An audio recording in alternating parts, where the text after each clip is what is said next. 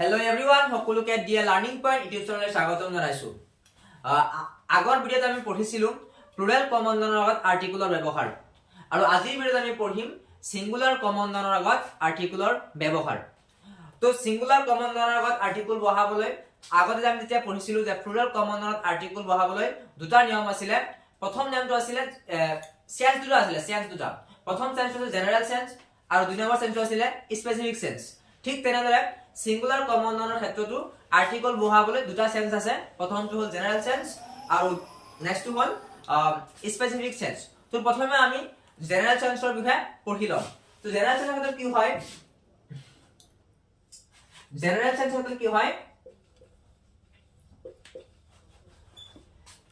General সেন্সৰ ক্ষেত্ৰত article এ, N আৰু দা তিনিটা ব্যৱহাৰ হয়। অৰ্থাৎ সিঙ্গুলাৰ কমন নাউনৰ আগত 99% কি বহাব লাগিব, আৰ্টিকল বহাব লাগিব, মাস্ট বি বহাব লাগিব। তো যদি সেন্সটো জেনাৰেল হয় তেতিয়াহলে সিঙ্গুলাৰ কমন নাউনৰ আগত আৰ্টিকল এ, এন আৰু দা ব্যৱহাৰ হ'ব। কেনেদৰে হ'ব চাওক, মই যদি এনেদৰে কওঁ যে কাউ gives us milk, যে গৰুৱে আমাক গাখীৰ দিয়ে, তো এইটো জেনাৰেল সেন্স। জেনাৰেল সেন্স কি আছিল, যোনটো সাধাৰণ কথা আমি সকলোৱে জানো। তো গৰুৱে আমাক গাখীৰ দিয়ে, গাই গৰুৱে আমাক গাখীৰ দিয়ে, আমি সকলোৱে জানো, জানো না নাজানো। তো এই সেন্সটো কি হ'ব, জেনাৰেল সেন্স। তো জেনাৰেল সেন্সৰ আমি কি বহাব পাৰো, যে এও বহাব পাৰো, এন বহাব পাৰো, দাও বহাব পাৰো। তো ইয়াত যেটো কি হ'ব, এইটো কনসোনেন্ট সাউন্ড আছে, গলি কনসোনেন্ট সাউন্ডৰ আমি কি বহাম, আৰ্টিকল এ বহাম। A cow gives us milk, আমি এটো এনেদৰে ক'ব পাৰো the cow gives us milk। ঠিক আছে, আমি এটো এনেদৰে ক'ব পাৰো যে the cow gives us milk। ঠিক তেনেদৰে মই যদি আৰু এটা সেন্টেন্স লৈছো, মই আৰু এটা সেন্টেন্স মই এনেদৰে ক'ব, যদি ধৰা মই ক'লো কি Apple a day keeps the doctor away। অৰ্থাৎ এটা এপলে কি কৰে, যদি এটা এপল খোৱা হয় তেতিয়া ডক্টৰৰ পৰা আঁতৰত ৰাখে, দূৰত ৰাখে, হয়নে নহয়? তো এইটো সঁচা কথা, হয়নে? তো সঁচা কথা হলে কি হ'ব, সাধাৰণ কথা। গতিকে ইয়াত যদি এপল হয়, এপলৰ আগত কি আছে, এ আছে, এটো কি হয়, ভাৱেল হয়, অৰ্থাৎ ভাৱেল সাউন্ড। মানে ভাৱেল সাউন্ড আমি কি ব্যৱহাৰ কৰিব পাৰো, এটা আৰ্টিকল এন ব্যৱহাৰ কৰিব, এন ব্যৱহাৰ কৰিব পাৰো। এন নহলে আমি দাও ব্যৱহাৰ কৰিব পাৰো। ঠিক আছে, তো আশা কৰো তোমালোকে যে সিঙ্গুলাৰ কমন নাউনৰ আগত জেনাৰেল সেন্স আছে, এই সেন্সৰ বিষয়ে তোমালোকে বুজিব পাৰিছা। আৰু নেক্সট সেন্সটো হ'ল কি, স্পেসিফিক সেন্স। তো স্পেসিফিক সেন্সত প্লুৰেল সিঙ্গুলাৰ কমন নাউনত আৰ্টিকল কেনে ব্যৱহাৰ হয়। তো সিঙ্গুলাৰ কমন নাউনৰ আগত আৰ্টিকল বহুৱাৰ দুই নম্বৰ নিয়মটো হ'ল কি, স্পেসিফিক সেন্স।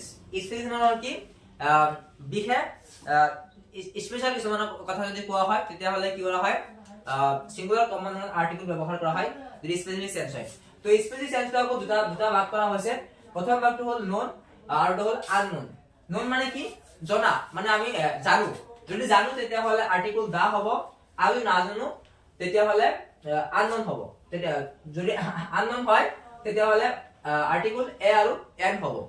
ঠিক আছে, তো প্ৰথম যদি মই এনেদৰে কওঁ, ধৰা কি হয়, মই যদি এনেদৰে কওঁ, ঠিক আছে, ধৰা ঘৰত কোনোবাই ধৰা মাটি আছে, ঠিক আছে, বাহিৰত কোনো মাটি আছে, ঘৰৰ বাহিৰত কোনো মাটি আছে। তো এতিয়া যদি দেউতাক গৈ ক'ব লাগে, এনেদৰে ক'ব লাগে যে দেউতা কোনোবাই বাহিৰত মাটি আছে, তো এইটোকে আমি জানো নেকি, চিনি নাপাওঁ, সেই মানুহক আমি চিনি নাপাওঁ, হয়নে নহয়? তো আমি এইটো কেনেদৰে ক'ম, আমি এইটো এনেদৰে ক'ম যে a person is calling you outside, হয়নে নহয়? কিয় এ পাৰ্সন বুলি কিয় কৈছো, কাৰণ মানুহজনক আমি চিনি নাপাওঁ, এটো কি হ'ব, আননোন। সেইকাৰণে কি আহিছে, এ আহিছে আৰ্টিকল, হয়নে নহয়? আকৌ এটা কি, নোন। এটা চোৱা, এই মানুহ যদি আকৌ নেক্সট দিনা আহে, নেক্সট দিনা যদি আহে, তেতিয়া আমি কেনেদৰে ক'ম, তেতিয়াও আমি এনেদৰে ক'ম, কেনেদৰে ক'ম, the person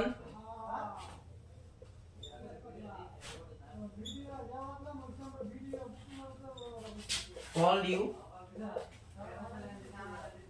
yesterday is